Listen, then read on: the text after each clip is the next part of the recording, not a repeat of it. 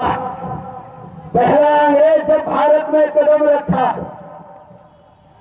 1602 में, सन 1602 में जब पहला अंग्रेज कदम रखा भारत में, हॉकिंस उस समय गुजरात का राजा सलीम हुआ करता था।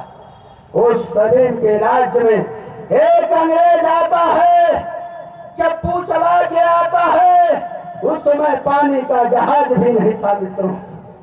उस समय जहाज जो था वो चप्पू वाला था, हाथ वाला था। एक अंग्रेज 8000 किलोमीटर से पानी के रास्ते से आता है और जहांगीर के दरबार में जाता है, हॉकिंस जाता है और 1602 में आता है।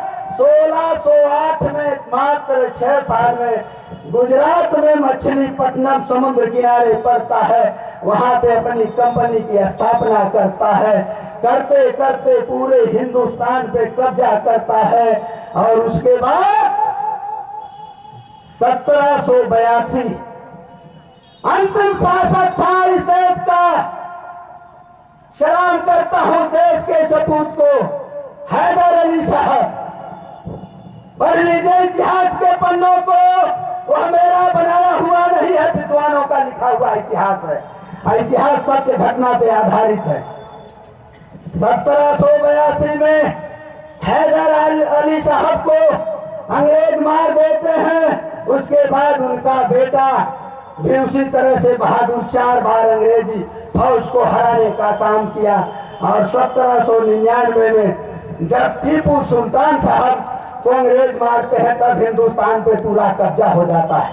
जब मैसूर पे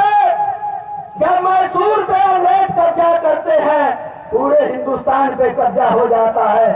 और इतिहास के पन्नों में है कि अंग्रेजों ने भारत पे 190 साल तक शासन किया।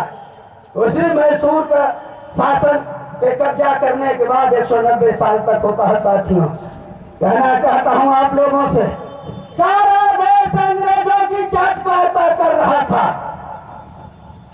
लेकिन 10 मई 1857 सलाम करता हूं देश के उन सैनिकों को। सैनिक तो थे अंग्रेजों के, लेकिन साथियों क्रांति का बिगुल छेड़ दिए। सैनिक तो थे अंग्रेजों के। 10 मई 1857 मेरठ छावनी जो पश्चिमी उत्तर प्रदेश में है, मेरठ छावनी से हिंदुस्तान के क्रांति का बिगुल छिड़ गया। इसे नोट कर लीजिए। अभी कभी कभी एक क्वेश्चन आता है कि हिंदुस्तान की पहली क्रांति कहां से शुरू हुई थी। वह क्वेश्चन 4 नंबर का होता है। 10 मई 1857 मेरठ छावनी से हमारे देश के सपूतों ने क्रांति का बिगुल बजा दिया। और मैं बता दूं साथियों, पंजाब, उत्तर प्रदेश, हरियाणा के आंशिक जिले जो है वो आजाद हो गए थे। और उसके बाद 23 जनवरी 1897 में हमारी आपकी तरह एक बेटा पैदा होता है जिसका नाम सुभाष चंद्र बोस होता है। जानते हैं, जानकी नाथ बोस इनके बाबूजी बहुत बड़े वकील थे, बहुत बड़े वकील थे। हमारे साथी अभी गीत के माध्यम से बताए हैं राजदेव जी आप लोगों को। बेटा देश में टॉप डिग्री लेता है और 1918 में चले जाते हैं लंदन। साथियों, भारत में अंग्रेजों का इतना अत्याचार था कि अंग्रेजों ने एक कानून बनाया था 19 मार्च 1919 को, जिस कानून का नाम था रोलेट एक्ट कानून, जिसे गांधी जी ने और देश के सभी सपूतों ने काला कानून कहा था। और उस कानून के तहत ना तो आप अपील कर सकते हैं, ना वकील कर सकते हैं, ना दलील कर सकते हैं। और आपको बता दूं, उस कानून के माध्यम से सिर्फ पुलिस को पावर दी गई थी, केवल पावर पुलिस को दी गई थी। और 2 लोगों की गिरफ्तारी हो गई पंजाब में। 2 लोगों की गिरफ्तारी हो गई, सत्यपाल सरफुद्दीन उर्फ किचलू की, और गिरफ्तार करके जेल में डाल दिया गया।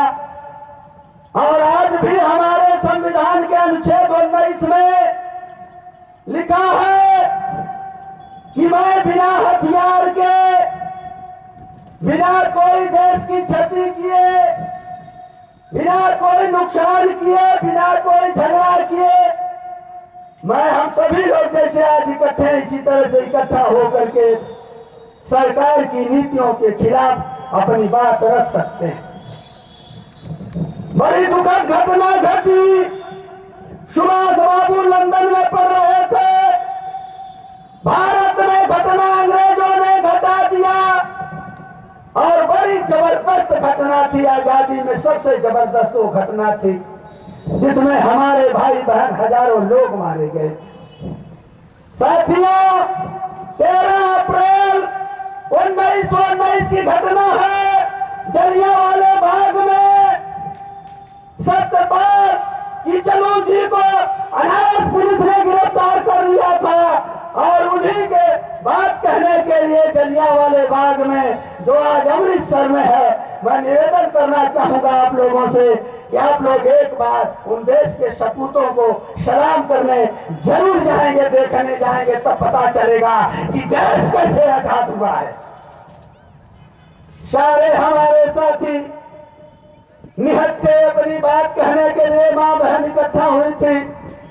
जनरल डायर, क्रूर जनरल डायर ने हमारे देश के साथियों पे, माताओं बहनों पे गोली चलवा दिया और उसमें हजारों लोग मारे गए। और एक कुआं है साथियों, मैं 5 बार गया हूं उसे देखने, देश के सपूतों को सलाम करने, और जब भी मौका मिलता मैं जाता जरूर हूं। साथियों, जाके देखिए, आज भी जो गोलियां चली हैं सारे निशान पड़े हैं दीवारों पे। वह कुआं आज भी उसी तरह से पड़ा हुआ। कुएं में कैसे गोली मारे थे, सारे कुएं के चारों तरफ ईंटें टूटी हैं, उसको देखिएगा, तब आप लोगों को पता चलेगा कि ये देश कितनी मुश्किल से आजाद हुआ है। एक घटना का पता चलता सुभाष बाबू को लंदन में बड़ी पीड़ा हुई उनको मित्रों, लेकिन बाबूजी की इच्छा थी कि बेटा तुम्हें कलेक्टर बनना है। सुभाष बाबू अपनी पीड़ा अपने सीने में दफन कर लिए। 1920 में यह बेटा दुनिया के 4 कलेक्टर में एक कलेक्टर होता है और हिंदुस्तान का 4थे नंबर के कलेक्टर हिंदुस्तान में भी होते हैं। 1864 में पहले कलेक्टर हुए थे सत्येंद्रनाथ टैगोर जी और चौथे सुभाष बाबू जी। साथियों, इतनी बड़ी घटना जनरल डायर ने घटा दिया। उस घटना को अपने सीने में दफन करके 1920 में सुभाष बाबू ICS की परीक्षा प्राप्त करके अपने बाबूजी के हवाले कर दिया। सलाम करता हूं देश के सपूत को। उसके बाद सुभाष बाबू ने कहा कि बाबूजी, मैं आपकी इच्छा पूरी कर दिया। मेरी इच्छा कि मैं देश आजाद कराऊं, और आजादी में कूद गए। आप लोग समझते हैं बहुत आसानी से आजादी मिली है।